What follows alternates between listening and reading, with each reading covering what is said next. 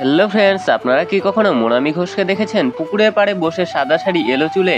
কেন মোনামি? অনবদ্য মোনামি অভিনেতা অভিনেত্রীদের জীবনে নানা ঘটনা বারবারই সামনে আসে, আর তাতে উৎসুক ভক্তেরা মুখিয়ে থাকে। আর সোশ্যাল মিডিয়ার যুগে ছবি দেখে অনেকটি আঁচ করে নেওয়া হয় কী হতে চলেছে তাদের জীবনে।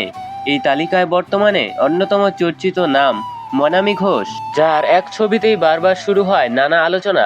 কখনো একবার অন্য রকমের পোশাকে, কখনো বা তার অনবদ্য পারফরম্যান্সের কারণে অনেক কম বয়সে টেলি দুনিয়ায় পা রাখেন তিনি।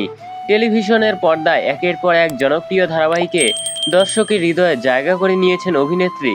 এরপর বড় পর্দায় পা রেখেও একই রকম মন ছুঁয়ে গিয়েছে দর্শকের। মোনামি নানা পোশাকেই বারবার মন ছুঁয়ে নিয়েছে নেটজেনিদের।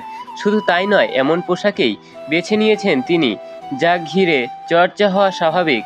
তবে শুধুমাত্র অভিনয় নয়, মোনামির নাচও পাগল করে দেয় ভক্তদের। মোনামির টাপাটিনি শিবপ্রসাদ মুখোপাধ্যায়, নন্দিতা রায়, টলিউডের জনপ্রিয় এই জুটির ছবিতে মোনামির অভিনয় সম্প্রতি নজর কেড়েছে।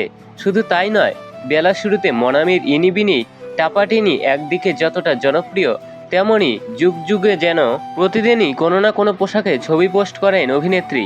এদিনও তার অন্যথা হলো না। তবে বাঙালি পোশাকে একেবারে অন্য মোনামিকে দেখে মুগ্ধ ভক্তেরা।